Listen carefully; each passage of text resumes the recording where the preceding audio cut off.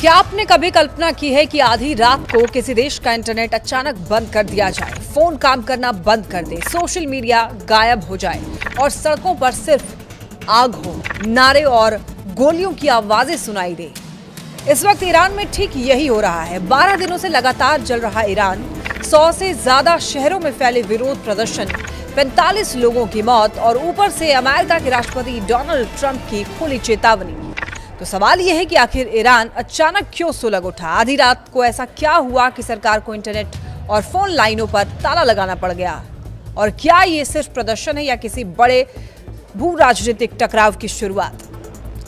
देखिए, ईरान में हालात दिन ब दिन बदतर होते जा रहे हैं। तेहरान से लेकर मशाद, ईरान शहर और बंदर अब्बास तक सड़कों पर लोग उतरे हुए हैं। विरोध प्रदर्शन अब ईरान के सभी 31 प्रांतों के 100 से ज्यादा शहरों और कस्बों तक फैल चुके हैं।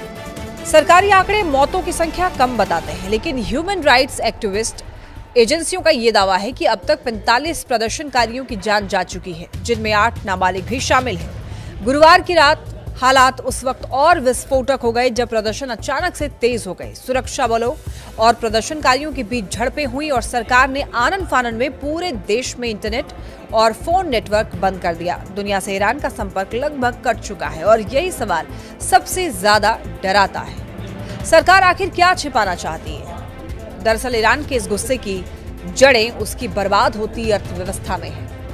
आज ईरान की हालत किसी हद तक पाकिस्तान जैसी हो चुकी है। ईरानी मुद्रा रियल रिकॉर्ड निचले स्तर पर पहुंच चुकी है। महंगाई करीब 42% तक जा चुकी है और बेरोजगारी ने आम आदमी की कमर तोड़ दी है। लोगों के पास न नौकरी है, न घर है, न घर चलाने के लिए पैसे हैं। 28 दिसंबर 2025 को इस गुस्से का पहला विस्फोट तब हुआ जब तेहरान के बाजारों में दुकानदारों ने हड़ताल शुरू की। लेकिन ये सिर्फ बाजारों तक सीमित नहीं रहा। धीरे धीरे छात्र, बेरोजगार, युवा और आम नागरिक सड़कों पर उतर आए और देखते ही देखते ये आंदोलन देशव्यापी बन गया। सरकार इसे विदेशी साजिश बता रही है, लेकिन सड़कों पर उतरने वाली जनता ये साफ कह रही है कि ये लड़ाई महंगाई, भ्रष्टाचार और दमन के खिलाफ है। इस पूरे आंदोलन को और हवा मिली जब ईरान के निर्वासित क्राउन प्रिंस रेजा पहलवी ने विदेश से प्रदर्शन जारी रखने की अपील की। उनके बयान के बाद गुरुवार को हालत और ज्यादा बिगड़ गई। बड़ी संख्या में लोग अलग अलग इलाकों में सड़क पर उतरे, रैलियां निकाली गईं, कई जगहों पर सड़कों पर कब्जा कर लिया गया। सरकार को भारी संख्या में सुरक्षा बलों को तैनात करना पड़ा। हालात इतने ज्यादा बिगड़ गई कि अधिकारियों ने इंटरनेट और फोन सेवाएं बंद कर दी।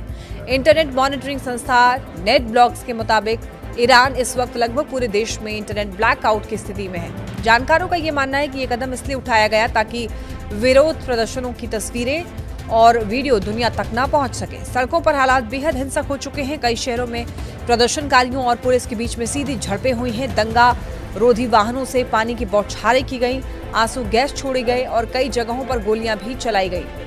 शिराज से सामने आए कुछ वीडियोस में ये देखा गया कि किस तरीके से प्रदर्शनकारियों को तितर बितर करने की कोशिश की जा रही है। और आपको बताते चलें कि हर गुजरती रात के साथ में मौतों का आंकड़ा बढ़ता जा रहा है और ईरान के सुप्रीम लीडर अयातुल्लाह खामेनेई की सरकार पर दबाव लगातार बढ़ रहा है।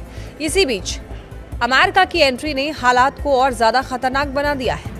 अमेरिकी राष्ट्रपति डोनाल्ड ट्रंप ने ईरान को सख्त चेतावनी देते हुए ये कहा कि अगर शांतिपूर्ण प्रदर्शनकारियों पर हिंसा की गई तो अमेरिका बहुत कड़ी कार्रवाई करेगा। ट्रंप ने यहाँ तक कह दिया कि अमेरिका लॉक एंड लोडेड है, यानी कि हमला करने के लिए पूरी तरह तैयार है। और ये बयान ऐसे वक्त में आया जब अमेरिका और ईरान के रिश्ते पहले से ही मिसाइल और न्यूक्लियर प्रोग्राम को लेकर के बेहद तनावपूर्ण है। ट्रंप की ये धमकी इस डर को और बढ़ा देता है कि कहीं ईरान का आंतरिक संकट एक अंतर्राष्ट्रीय टकराव में न बदल जाए। अब बड़ा सवाल ये है कि ईरान किस दिशा में जा रहा है। 2019 और 2022 में भी ईरान ने बड़े विरोध प्रदर्शन देखे थे, जिनमें भारी संख्या में लोग मारे गए थे। लेकिन इस बार फर्क ये है कि सरकार पहले से ज्यादा कमजोर नजर आ रही है। सेना के भीतर मतभेद हैं, कुछ जवानों के डिफेक्ट करने की खबरें भी सामने आ रही हैं। विपक्षी नेता अंतर्राष्ट्रीय समर्थन मांग रहे हैं, जबकि सरकार इसे अमेरिका और इजराइल की साजिश बताकर खारिज कर रही है। तो ऐसे में सवाल ये उठता है कि क्या ये सिर्फ महंगाई के खिलाफ गुस्सा है या फिर ईरान में सत्ता परिवर्तन की आहट है। फिलहाल इतना तो तय है कि ईरान आग के ऐसे मोड़ पर खड़ा हुआ है जहां पर एक तरफ भूखी और गुस्से में भरी जनता है तो दूसरी तरफ दबाव में आई सरकार और बाहर से आती हुई युद्ध की धमकियां। आने वाले दिन ये तय करेंगे कि ये आग ठंडी पड़ेगी या फिर पूरे क्षेत्र को अपनी चपेट में ले लेगी।